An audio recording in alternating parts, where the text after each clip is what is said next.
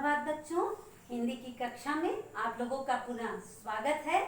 तो आज मैं आपका जो तीसरे पाठ का बचा हुआ भाग उस पर मैं परिचर्चा करूंगी। और आप देखिए, आज पिछली कक्षा में आप लोगों को जो है प्रयोग के आधार पर और स्रोत के आधार पर, रचना के आधार पर, स्रोत के आधार पर, रचना के आधार पर और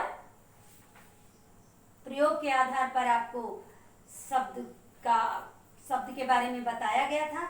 आज मैं आप लोगों को जो है व्याकरणिक प्रकार के आधार पर शब्दों के भेद के बारे में बताऊंगी। तो बच्चों आप ध्यान से सुने। व्याकरणिक प्रकार के आधार बच्चों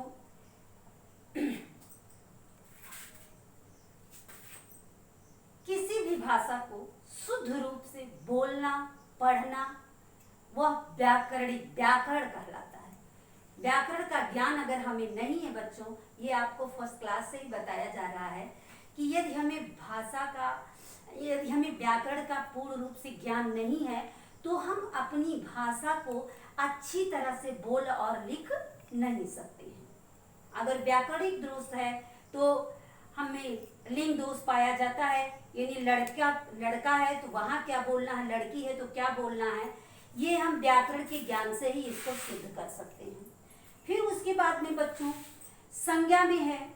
संज्ञा शब्द जैसे हमें लिखना है, स्त्रीलिंग शब्द और पुल्लिंग शब्दों का ज्ञान यदि हमें नहीं है तो हम शब्दों की तारतम्यता को अच्छी तरह से नहीं बैठा पाते हैं। हमारे शब्दों में बोलने या लिखने में यदि हमें व्याकरण का ज्ञान नहीं है तो हमारे बोलने और लिखने में शब्दों की तारतम्यता नहीं होगी। यदि हमें व्याकरण का ज्ञान है तो हम उसको पूर्ण रूप से अच्छी तरह से बोल या लिख सकते हैं।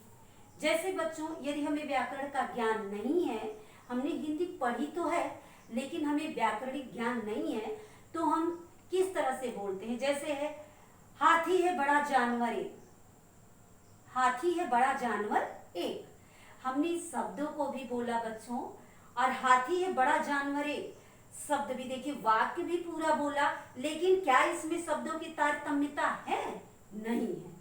तो इसलिए यानी कि हमें व्याकरण का अच्छी तरह से ज्ञान नहीं है, क्योंकि हाथी एक बड़ा जानवर है। जब हमें भाषा का, व्याकरण का शुद्ध रूप से ज्ञान होगा तभी हम अपने वाक्यों को पूर्ण रूप अच्छी तरह से बोल सकेंगे और उसमें शुद्धता होगी और शब्दों में तारतम्यता का मतलब होता है बच्चों कि सीक्वेंस से, यानी क्रमबद्धता। तारतम्यता या क्रमबद्धता एक ही बात है, यानी क्रम से हम शब्दों को रख करके बोल सकते हैं। बजे 3 है पौने, ये कोई शब्द तो है बच्चों लेकिन कोई शुद्ध वाक्य नहीं है। पौने 3 बजे हैं, ये सब लोग जाते हैं पौने 3 बजे।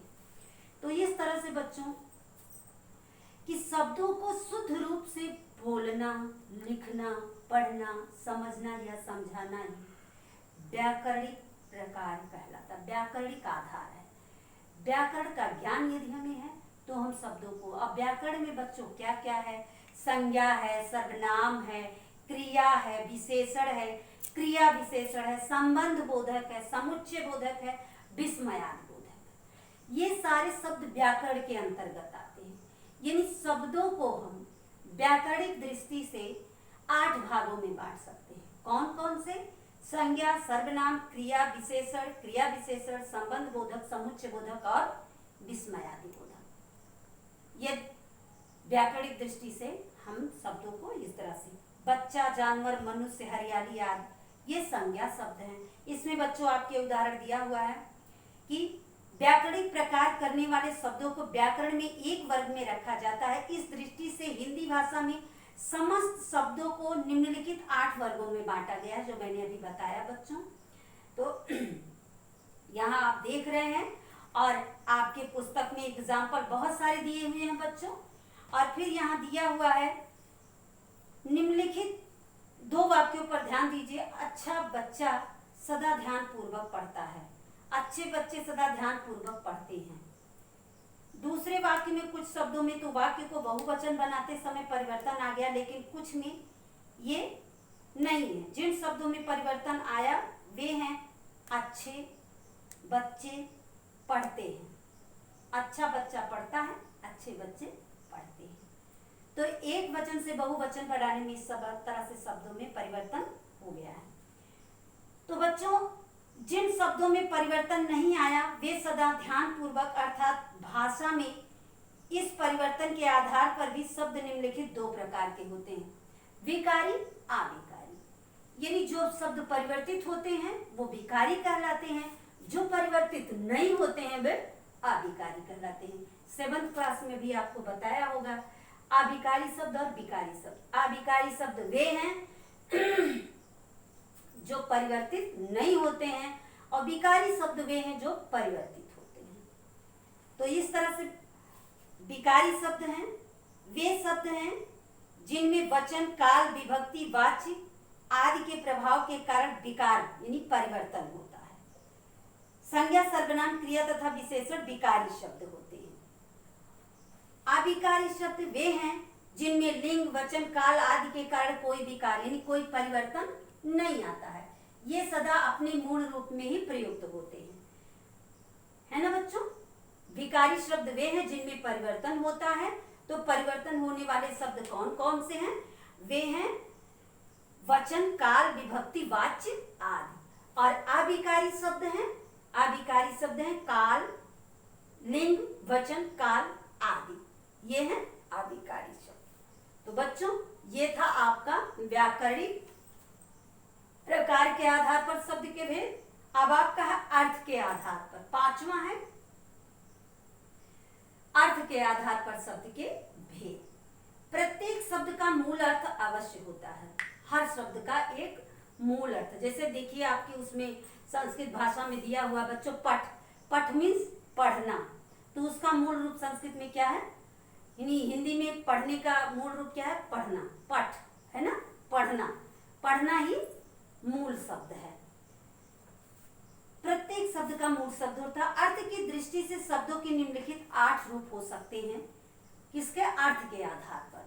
पर्यायवाची या समानार्थक शब्द। पर्यायवाची वे शब्द होते हैं जिनका अर्थ एक ही है लेकिन उसके नाम अनेक है ना, नाम अनेक। जैसे अग्नि, आग, पावक, अनल, दहक। उसका अर्थ एक ही है आग, लेकिन नाम उसके अनेक है। तो ये है पर्यायवाची या अनेकार्थ या समानार्थक शब्द। समान अर्थ जिसका है ना, नाम तो अनेक हो लेकिन अर्थ एक ही निकलता हो। विलोम या विपरीत अर्थक शब्द। विलोम यानी उल्टा शब्द, विपरीत अर्थ बताने वाले, उल्टा अर्थ बताने वाले शब्द विपरीत अर्थक शब्द कहलाते हैं। जैसे ऊपर, नीचे, उठना, बैठना। तो ये सारे शब्द क्या है? अपोजिट हैं एक दूसरे के। आना, जाना, ठंडा, गर्म। तो ये है विपरीत अर्थक यानी उल्टा अर्थ बताने वाले शब्द। समरूपी, श्रुतिसम भिन्नार्थक शब्द। समरूपी यानी एक सुनने में तो एक जैसे हो लेकिन उनके अर्थ भिन्न हो। श्रुतिसम भिन्नार्थक शब्द सुनने में तो एक लगते हैं, जैसे कुल और कूल। 7th क्लास में बच्चों आपको अच्छी तरह से समझाया गया, बताया गया है कुल और कूल। कुल मीन्स होता है खानदान और कूल मीन्स होता है किनारा। सुनने में तो एक जैसे लगते हैं लेकिन उसका अर्थ भिन्न है। तो यह है श्रुतिसम भिन्नार्थक शब्द। श्रुतिसम भिन्नार्थक शब्द। चौथा है बच्चों एकार्थी शब्द, जिसका एक ही अर्थ निकलता हो, एक अर्थ जिसका हो, है ना, वो एकार्थी शब्द कहलाता है। अनेकार्थी शब्द, अनेकार्थी की मतलब होता है जैसे नाम तो उसके एक हो लेकिन अर्थ उसका अनेक निकलता हो, अर्थ उसका कई निकलता हो, है ना। नाम एक हो लेकिन अर्थ अनेक हो, अनेकार्थी शब्द है। अनेक शब्दों का अथवा वाक्यांशों के लिए एक शब्द, है ना। जैसे जो वर्ष में एक बार आता हो वार्षिक, जो माह में एक बार आता हो मासिक, है ना। तो ये छोटे शब्द यानी एक शब्द में। जो मृत्यु पर विजय प्राप्त कर लिया हो मृत्युंजय, जो अजर अमर हो, जो कभी समाप्त ना हो अविनाशी, जिसका कभी नाश ना हो अविनाशी, है ना। कभी विनाश ना हो, जो अमर हो, है ना, उसको अमर बोलते हैं। जो जिसकी कभी मृत्यु ना हो, कहा जाता है जिसकी कभी मृत्यु ना हो, अमर, जिसका जो कभी समाप्त ना हो, है ना, अंतहीन, अनंत, जिसका कहीं अंत ना हो, अनंत, है ना। तो इस तरह से एक शब्द, है ना, वाक्यांशों या उपवाक्यांशों के लिए एक शब्द। अर्थ के भेद वाले शब्द, अर्थ का भेद हो, जैसे अर्थ तो है, अर्थ तो वैसे है, लेकिन जो उसका भेद है, उसका अर्थ का भेद निकलता हो, उसके मतलब रूप हो, है ना। अवधारणात्मक शब्द, पुनरुक्त शब्द, अनुकरण मूल शब्द। तो बच्चों इन शब्दों 8 का जो है यहाँ आपके बुक में दिया हुआ है पूर्ण रूप से, यानी कि इसमें विस्तार से दिया हुआ है, जिसे आप जो है पढ़ेंगे एक बार और समझेंगे कि पर्यायवाची शब्द किसे कहते हैं। पर्यायवाची वे शब्द हैं जिनका नाम तो अलग हो लेकिन अर्थ तो एक ही हो, लेकिन नाम अलग अलग, नाम अलग अलग हो, नाम कई हो, अर्थ एक ही हो, वो समानार्थी या पर्यायवाची शब्द कहलाते हैं। हिंदी भाषा की यह भी विशेषता है कि एक शब्द के समान अर्थ वाले कई शब्द मिल जाते हैं, जैसे इच्छा, अभिलाषा, चाह, कामना, आकांक्षा, लालसा, मनोरथ आदि। ये सारे शब्द क्या हैं बच्चों? इच्छा के नाम हैं, इच्छा के और तमाम नाम हैं। अभी मैंने बताया ना, पानी है, जल, नीर, तोय, है ना, ये सब क्या है? पानी का नाम है। आग है, अनल, पावक, अग्नि, दहक, ये सब क्या है? आग के नाम है। तो इस तरह से बच्चों कमल है, कमल, नीरज, अंबुज, पंकज, तोयज, है ना, ऐसे तमाम नाम है। तो कुछ नीचे पर्यायवाची शब्द बच्चों आपके पेज नंबर 32 में दिए हुए हैं, जिन्हें आप अच्छी तरह से पढ़ेंगे और अपनी कॉपी में लिखेंगे। तो परिभाषा बच्चों आपको पूर्ण रूप से सबकी परिभाषा लिखनी है, भेद लिखने हैं, भेदों की भी परिभाषा लिखनी है, जो आपके बुक में दिया हुआ है। जो बच्चे नहीं समझ पा रहे हैं वो हमसे पुनः समझेंगे, या फिर जब मैं वीडियो में लिखवाना शुरू करूंगी तब लिखेंगे। और जो बच्चे समझ जा रहे हैं अनुवाचन कार्य में ही, वो बच्चे अपनी कॉपी में लिखना आरंभ कर दें। जहाँ कहीं उनको नहीं समझ में आता है वहाँ अपना वो स्टॉप कर देंगे और पुनः हमसे पूछ करके तब लिखेंगे। तो बच्चों आज के लिए बस इतना ही। अब अगली कक्षा में मैं आपको जो है विपरीतार्थक और इन सारे जितने मैंने भेद बताए, इन भेदों की समीक्षा में पूर्ण रूप से करूंगी। तो आज के लिए बस इतना ही। Thank you.